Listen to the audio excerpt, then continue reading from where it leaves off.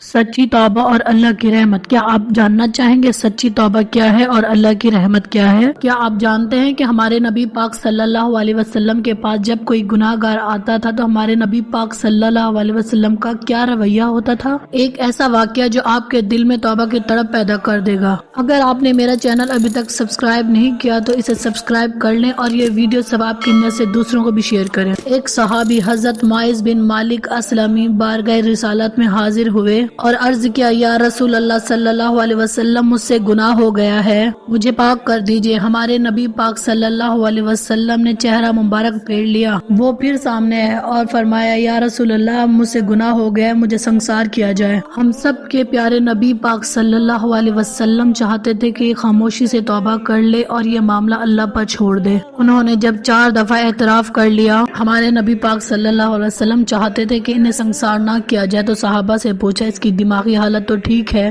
ان کے بار بار اعتراف کرنے پر ہمارے نبی پاک صلی اللہ علیہ وسلم نے پوچھا، یہ کہیں مجنون تو نہیں؟ صحابہ نے عرض کیا، یہ بالکل تندرست ہیں۔ اس واقعے کے سب سے اہم پہلو وہ کلمات ہیں جو ہمارے نبی پاک صلی اللہ علیہ وسلم نے ان کی وفات کے بعد ارشاد فرمائے۔ حدیث کا مفہوم ہے، ہمارے نبی پاک صلی اللہ علیہ وسلم نے فرمایا، اس نے وہ توبہ کی ہے اگر پوری امت میں تقسیم کر دی جائے تو سب کی مغفرت ہو جائے۔ اس واقعے سے یہ سبق حاصل ہوتا ہے، اللہ کی رحمت یہ ہے کہ اللہ تعالیٰ سچی توبہ کرنے والوں کو پسند فرماتا ہے۔ شروع میں پیغام دیا، اگر آپ سے کوئی گناہ ہو جائے تو سچے دل سے اللہ سے معافی مانگ لینا، کیونکہ اللہ 70 ماؤں سے زیادہ محبت کرتا ہے۔ صحابہ کرام گناہ کے بعد سزا سے نہیں ڈرتے تھے، بلکہ وہ اللہ کے حضور پاک ہو کر جانا چاہتے تھے۔ یہ واقعہ ہمیں سکھاتا ہے کہ چاہے انسان کتنا ہی گناہ گار کیوں نہ ہو، ہمیشہ توبہ کے دروازے کھلے رہتے ہیں۔ دیکھیں، ہم گناہ گار ہیں لیکن اللہ پاک ہمیں بخشنے پر قادر ہے۔ اللہ تعالیٰ ہمیں 70 ماؤں سے بھی زیادہ محبت کرتے ہیں۔ دیکھیں، اگر آپ سے کوئی گناہ ہو گیا ہے تو لوگوں کو بتا کر اپنے آپ کو رسوا نہ کریں،